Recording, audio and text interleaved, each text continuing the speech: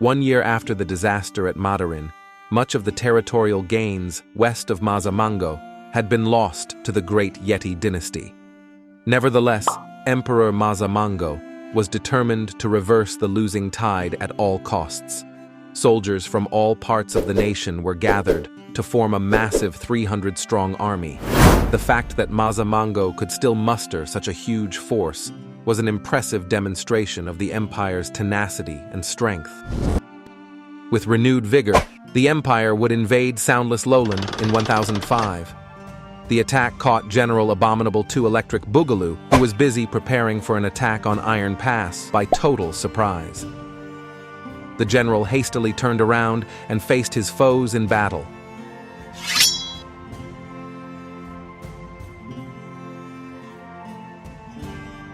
Years spent campaigning in the south finally took a toll on the weary Yeti Legion.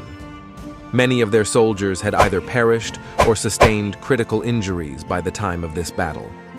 Thus, the vigorous and numerous Mango fighters proved to be too much for Abominable and his men. As his veterans were cut down one by one, Abominable went into a frenzy and took out many enemies with him before getting bludgeoned to death. The battle was a watershed moment in the war.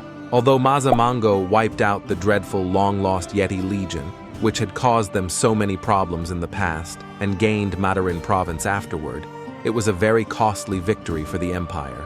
From a strategic perspective, it was no doubt a complete failure.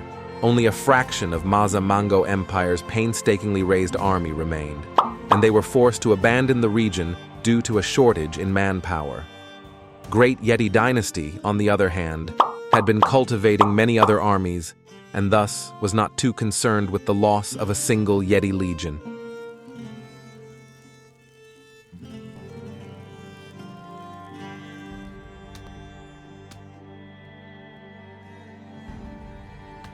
Mazamango in a weakened state, Knut activated the snow army he had been saving in the Golden Archipelago.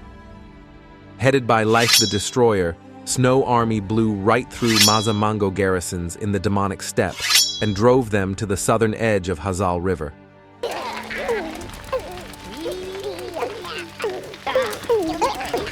In 1007, Life received the news that Central Plain had submitted to Orange Dominion, while the kingdom was distracted fighting in other frontiers. Furious, he marched across the Bablo River with his mighty force of around 300 men, intending to teach the Orange barbarians a hefty lesson. Contrary to his expectation, what welcomed his army was not the sight of a ragtag group of marauders, but the disciplined Jadid Orange Corps who stood guarding the Lime Pass. One of the biggest battles broke out between the world's two most powerful armies. Despite being outnumbered 2-1, Prince Hakoal Jr. scored a decisive victory over Mithril Kingdom.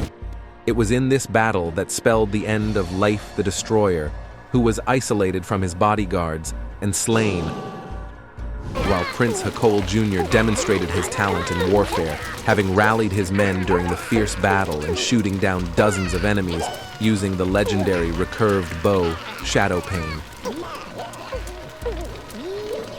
In the aftermath of the battle, the strenuous Jaded Orange Corps poured out of Lime Pass, razed many Mithril cities, and made a triumphant return to the capital.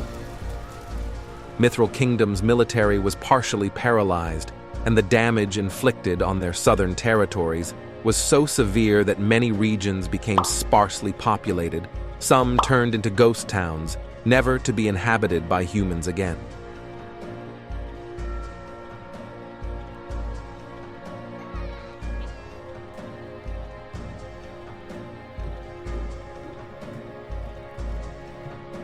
Hakoal Jr. entered Belina Field through Eagle Pass the following year. He decimated Mango northern garrisons and pillaged the region, leaving a trail of destruction in his wake. The guy concluded his epic foray by crossing the Makuria Valley, storming Madarin City, and retreating to the safety of Iron Pass.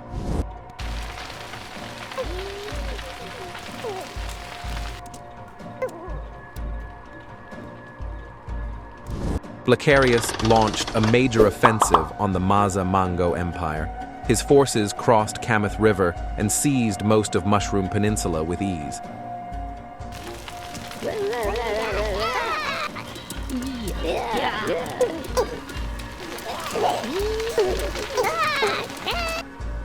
The ever-growing Great Yeti dynasty had become a matter of great concern for Hakoel Jr. To curb its rapid development, Hakoel launched a series of devastating raids deep into Yeti's territories. Serene Fortress, Valor City, Madarin City, among many other wealthy strongholds, were sacked. Even Chilled Honor Pass, the illustrious capital of Great Yeti, was not spared from the Orange Terror.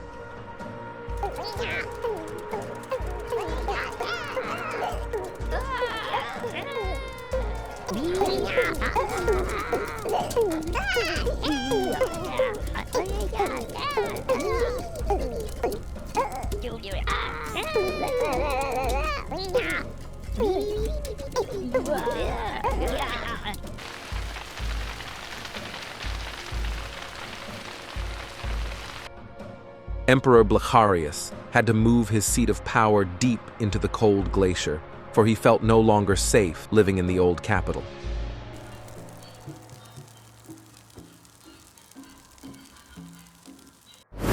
While Blacharius was struggling to deal with Hakoel, the other powers, Mithril Kingdom and Mango Empire, failed to see the bigger picture. They could have made considerable gains in the west against the troubled Great Yeti, but instead squabbled for control over each other territories which, at this point, had already suffered a fair bit of destruction and held little actual value. Their numerous small-scale scuffles only served to further weaken both nations. At the expense of the ongoing conflict between its powerful neighbors, Blacharius made huge progress on all fronts.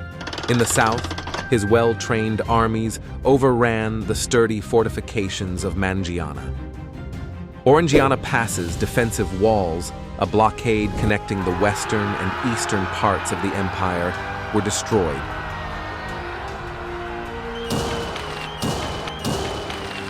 Reducing to a pile of hubris debris. It would remain a scorched wreckage for the rest of the war.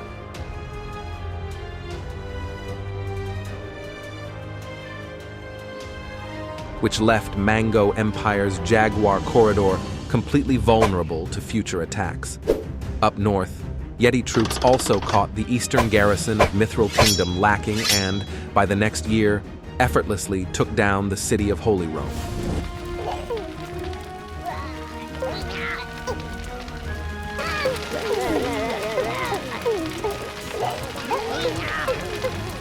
Through Holy Rome, hundreds of Yeti soldiers invaded Nakan Plateau.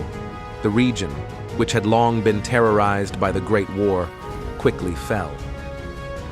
Canut the Great, now realizing his error, hurriedly redirected his armies to the west. However, his armies were decimated by the enemies at the Battle of Black Fortress.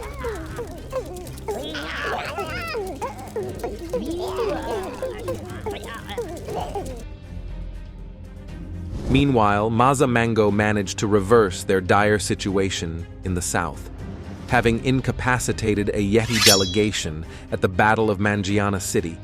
Mango troops marched out of Orangiana Pass and liberated the surrounding settlements.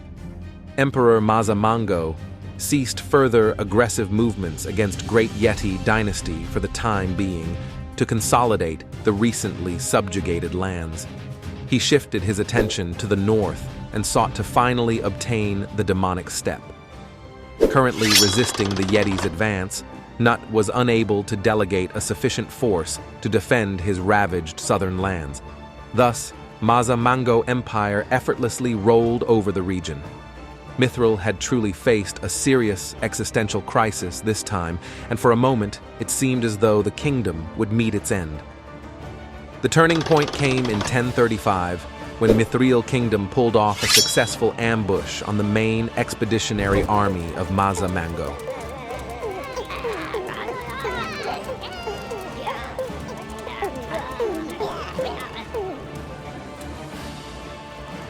coupled with the recent decisive victory against Great Yeti Dynasty at Moon Fortress, restored the kingdom to half its original size.